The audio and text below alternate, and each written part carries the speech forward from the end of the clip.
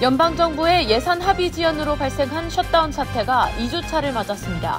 상원에서 민주당과 공화당이 각각 발의한 재정 법안을 어제 상정 표결했으나 역시 실패되면서 또 한 번 연방정부 인력 감축이 우려되고 있습니다. 정부 기능이 사실상 마비되면서 항공 대란이 현실화되고 있습니다.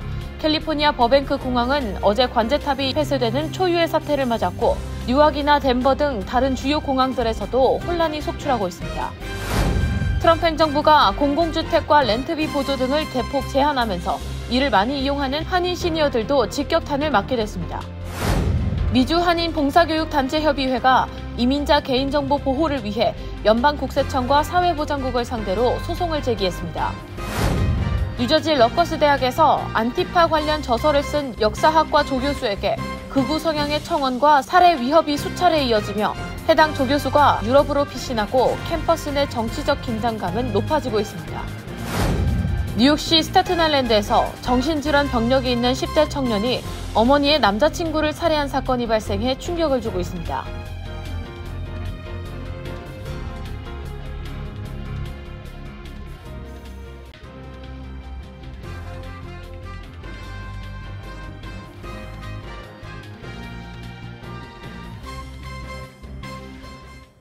안녕하십니까?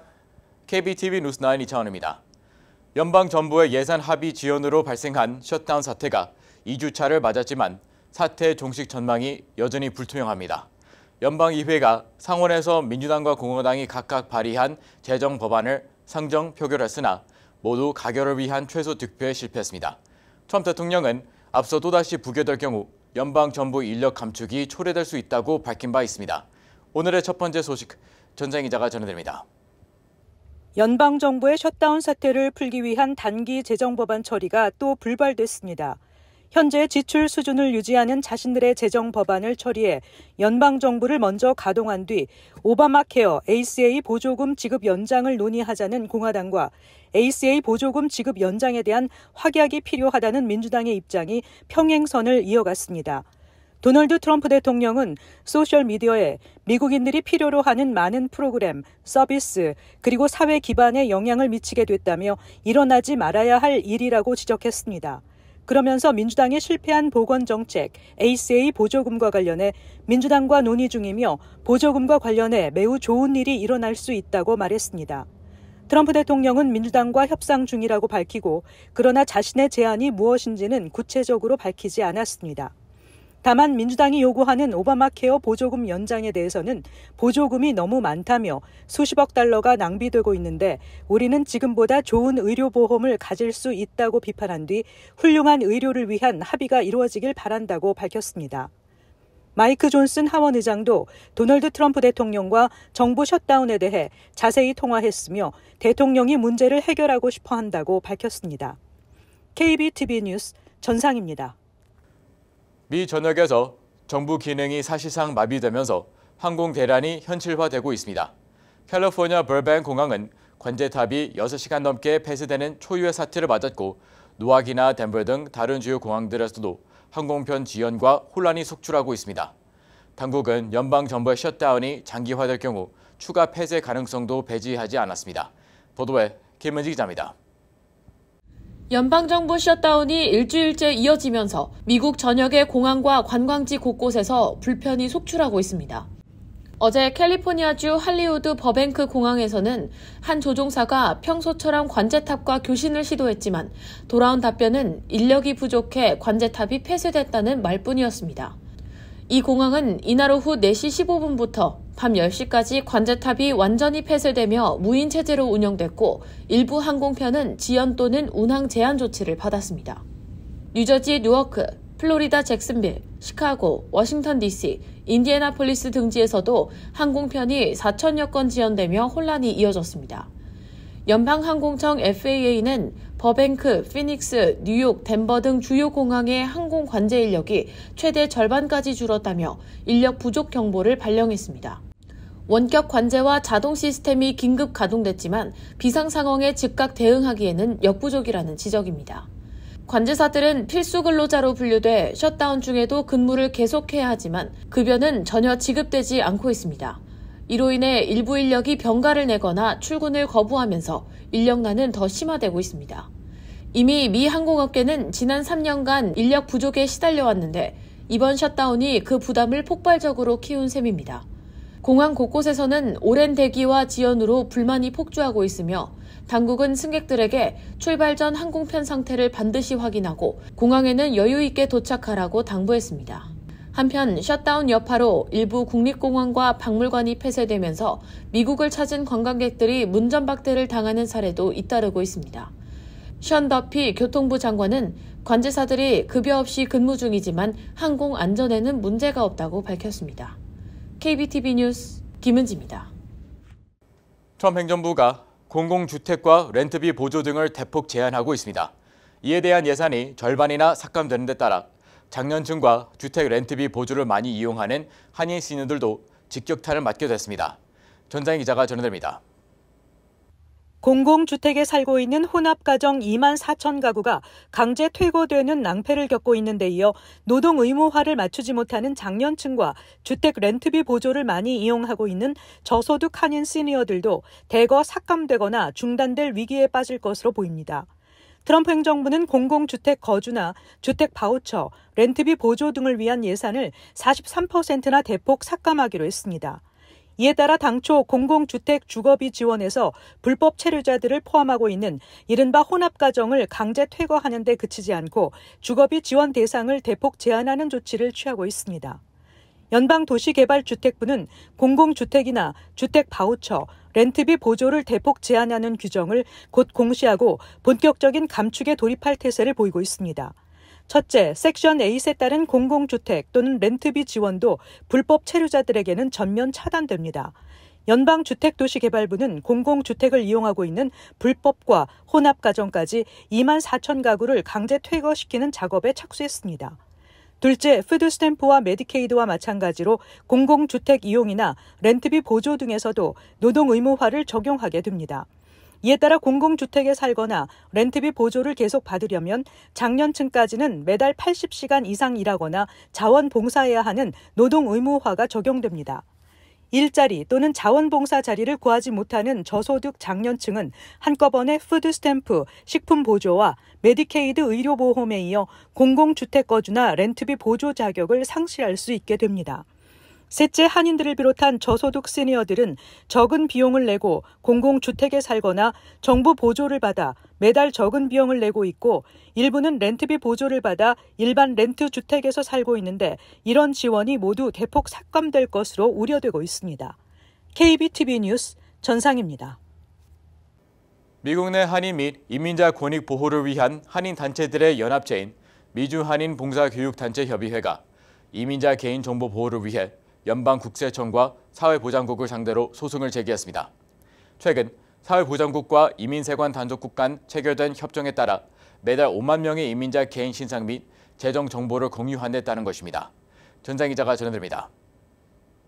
미 교협은 최근 SSA와 이민세관 단속국 IC 간 체결된 협정에 따라 두 기관이 매달 5만 명의 이민자 개인 신상과 재정 정보를 공유할 계획이라는 사실이 드러나면서 이 같은 조치가 이민자 커뮤니티의 권리를 침해한다고 소송에서 주장했습니다. 이 협정은 최근 몇 달간 이민자 권익단체들이 지속적으로 경고해온 정부기관 간의 위험한 정보 공유 관행이 이어지고 있음을 보여주고 있습니다. 특히 올해 2월 이후 IC가 IRS에 수백만 명의 납세자 정보를 요청해 이미 10만 명 이상의 주소 정보가 전달된 것으로 알려졌습니다.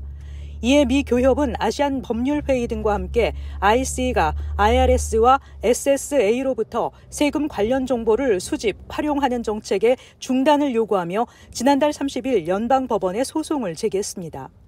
미 교협은 행정부가 중앙 집권적 권한을 이용해 시민의 자유를 억압하는 것은 권위주의적 통치로의 위험한 전환이라며 성실히 세금을 낸 이민자 가족이 정부의 감시와 처벌의 대상이 되어서는 안 된다고 강조했습니다. 단체는 또한 IRS와 SSA의 정보 공유가 이민자 커뮤니티를 괴롭히고 과도하게 감시하기 위한 권력 남용이라고 비판하며 이러한 행위가 납세 신고 서비스를 제공하는 지역 단체들과 주민 간의 신뢰를 훼손한다고 지적했습니다. KBTV 뉴스 전상입니다.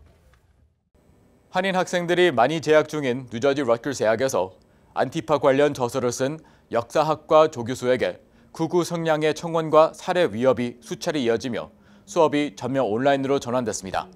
트럼프 대통령은 지난달 안티파를 국내 테러 단체로 지정하기도 했는데요. 해당 교수는 가족 안전을 위해 유럽으로 피신했으며 캠퍼스 내 정치적 긴장이 고조되고 있습니다. 보도에 김문지 기자입니다. 마크 브레이 조교수는 2017년 출간한 베스트셀러 안티파, 더 안티페이시스트 핸드북의 저자로 반파시즘 철학을 주제로 한 책을 통해 주목을 받았습니다. 하지만 지난 2주간 진행된 Change.org 청원에서는 브레이 교수를 안티파 재정 지원자라며 러커스대에서 퇴출해야 한다는 주장이 제기됐습니다. 브레이 교수는 10월 5일 학생들에게 보낸 이메일을 통해 최근 살해 위협을 받고 있다고 밝혔습니다.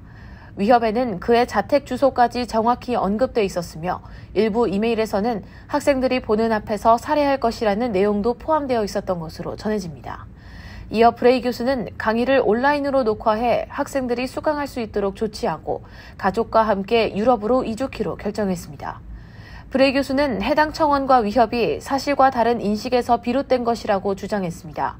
그는 지난주 국토안보부가 안티파 연계 좌파 폭력주의자 수십 명을 체포했다는 발표를 하며 안티파 지지자들을 폭력 조직으로 규정했지만 브레이 교수는 이를 사실이 아니라고 반박했습니다. 그는 안티파는 중앙 지도부나 정식 조직을 가진 단체가 아니며 폭력을 조장하지 않는다고 설명했습니다. 또 책에서 수익금의 절반을 국제 반파시즘 단체 지원금으로 기부한 것으로 인해 일부 보수 성향 인사들로부터 비난을 받았다고 덧붙였습니다. 터닝포인트 USA와 브레이 교수를 공격한 보수 인사들은 브레이 교수가 캠퍼스에서 학생들을 폭력적으로 쇠뇌하려고 한다고 주장했지만 브레이 교수는 자신은 학생들을 쇠뇌한 적이 없다며 반박했습니다. 러커스 대학 측은 브레이 교수와 관련된 청원과 학생들에게 전달된 메시지 상황을 인지하고 있으며 관련 상황을 계속 모니터링하고 있다고 공식 입장을 밝혔습니다. 이번 사건은 최근 찰리 커크 암살 사건 이후 정치적 폭력과 극우 극좌 활동을 둘러싼 논란이 고조되는 가운데 발생했습니다. 브레이 교수는 좌파의 정치적 폭력 문제를 과장하려는 일부 우파의 시도라고 설명하며 사망 위협과 청원에 따른 조치가 불가피했다고 설명했습니다. KBTV 뉴스 김은지입니다. 뉴욕시 스태튼 아일랜드에서 정신질환 병력이 있는 10대 청년이 어머니의 남자친구를 살해한 사건이 발생해 충격을 주고 있습니다. 이번 사건은 귀가한 여동생이 끔찍한 현장을 목격하면서 신고를 통해 드러났으며 용의자는 현장에서 체포됐습니다. 김은지 기자의 보도입니다. 뉴욕시경은 어제 오후 스태튼아일랜드 웨스트 브라이튼 지역의 한 주택에서 45세 남성이 숨진 채 발견됐다고 밝혔습니다. 이 남성은 뉴욕시 환경미화원으로 피해 당시 욕실 욕조 안에서 의식을 잃은 채 발견됐으며 시신은 흉기로 심각하게 훼손된 상태였습니다. 현장에는 흉기가 그대로 남아 있었습니다. 사건이 발생한 시각은 어제 오후 4시 20분경으로 추정되며 살해당한 남성의 19세 의붓아들이 용의자로 지목됐습니다. 용의자인 10대 남성은 들것에 실려 병원으로 이송된 상태로 해당 장면이 찍힌 영상에는 그의 얼굴과 목이 혈흔으로 뒤덮여 있었습니다. 이 끔찍한 장면을 처음 목격한 사람은 다름 아닌 용의자의 16세 여동생이었습니다. 학교에서 귀가한 여동생은 오빠가 혈흔이 가득한 채로 내가 나쁜 짓을 했다고 말한 뒤 동생을 향해 너 방으로 가라고 말했다고 증언했습니다. 이상한 분위기를 감지한 여동생은 혈흔 자국을 따라 욕실로 향한 뒤 참혹한 장면을 목격하고 즉시 어머니에게 전화를 걸었습니다. 한 이웃 주민은 당시 상황을 직접 목격했다며 현장에 도착한 어머니가 왜 그를 죽였냐고 소리치며 난 아직도 그 사람을 사랑한다고 말했다고 증언했습니다. 경찰이 자택에서 아들을 체포할 때 어머니는 아들을 쳐다보지 않았던 것으로 전해집니다. 이웃 주민들에 따르면 19세 용의자는 정신질환 병력이 있으며 2022년부터 정신분열증과 자해행동 등을 반복해 치료를 받아왔습니다. 범죄 전력은 없지만 가정폭력 관련 신고 이력이 있는 것으로 확인됐습니다. 숨진 남성과 용의자의 어머니는 약 6년간 동거해온 사이로 밝혀졌으며 사건 발생 며칠 전에도 피해자와 의붓아들이 함께 잔디를 깎고 바베큐를 하는 모습을 직접 목격했다는 증언도 나왔습니다. 경찰은 현재 용의자에 대한 정신건강 상태를 우선적으로 정밀 검사하고 있으며 사건의 정확한 경위와 범행 동기를 조사 중입니다. KBTV 뉴스 김은지입니다. 코스코가 파라무스 17번 국도 남쪽 도로에 공식 진출한다고 파라무스 시장이 오늘 공식 발표했습니다. northjersey.com에 따르면 파라무스 계획위원회는 어제 저녁 17번 국도 남쪽 859번지에 위치한 폐쇄된 K마트와 스탑앤샵 부지에 18만 4천 평방피트 규모의 코스코 매장 건설 입찰을 승인했습니다. 크리스 디파이자 파라무스 시장은 오늘 소셜미디어를 통해 이 소식을 환영하는 성명을 발표했습니다. 코스코는 미국 최고의 유통업체이며 파라무스를 본거지로 삼기로 했다며 페이스북 게시물에서 밝혔습니다. 강경화 대사는 백악관 영빈관을 찾아 국무부 모니카 크롤리 의전장을 면담하고 신임장 사본을 전달한 뒤 대사로서 첫 공식 업무를 시작했습니다. 강 대사는 이 자리에서 한미 외교 최전선인 워싱턴에 부임한 만큼 지난 8월 한미 정상회담을 토대로 다가올 트럼프 대통령 방안을 포함해 제반 분야에서 양국 관계가 더욱 발전해 나갈 수 있도록 한미 간 소통의 가교 역할을 충실히 수행해 나가겠다고 말했습니다. 이에 크롤리 의전장은 국무부를 대표해 강 대사의 부임을 축하한 뒤 트럼프 대통령의 방한 준비를 포함해 양국 현안을 긴밀히 조율해 나가는 데 필요한 모든 노력을 기울이겠다고 화답했습니다. 연방정부 셧다운과 프랑스의 정치 위기로 금융시장의 불확실성이 커짐에 따라 금 가격이 사상 최고치 기록을 또 세웠습니다. 로이터 통신에 따르면 스팟 금 가격은 7일 한때 사상 최고치인 트로이 온스당 3,977.19달러까지 올랐습니다. 금 가격은 올 들어 사상 최고가 기록을 수시로 갈아치우며 51% 상승했습니다. 금 강세 지속을 점쳐온 골드만삭스 그룹은 최근 2026년 12월 금 가격 전망치를 4,300달러에서 4,900달러로 상향 조정했습니다. 시니어 대상 연방정부 건강보험 프로그램인 메디케어 어드밴티지 플랜 파트 C 혜택이 내년부터 대폭 축소될 전망입니다. 정부 보조금 삭감과 의료비 상승 등을 이유로 주요 보험사들이 관련 상품 축소 방침을 잇따라 밝히면서 한인 시니어들 사이에서도 플랜 변경에 대한 고민이 깊어지고 있습니다. 유나이티드 헬스케어는 내년부터 전국 109개 카운티에서 파트 C 플랜 제공을 중단하겠다고 발표했습니다. 이어서 CVS 사나, 에트나 보험과 휴메나 등도 파트 C 제공 지역을 축소하기로 했습니다. 프리메라 블루크로스, 블루크로스 앤 블루쉴드, 캔자스 시티, 하버드, 필그림 헬스케어 등은 이미 파트 C 프로그램을 전면 중단하기로 결정했습니다. 잠시 후 커뮤니티 브리핑을 전해드립니다.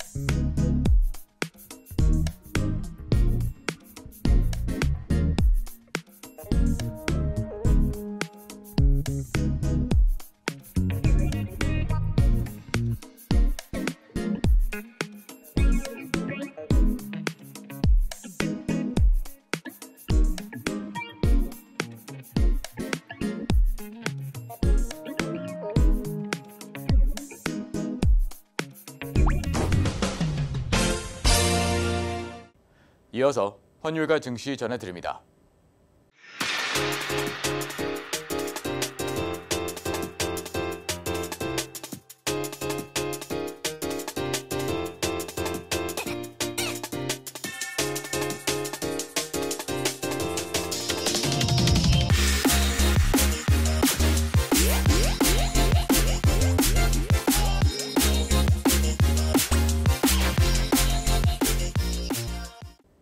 잠시 후 뉴욕과 뉴저지 날씨 전해드립니다.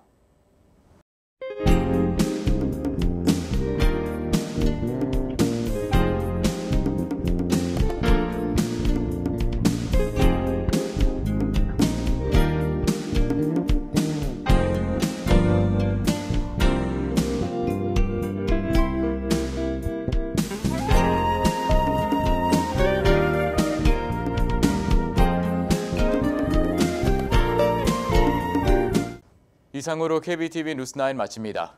오늘도 시청해주셔서 감사합니다. 편안한 밤 보내시 바랍니다.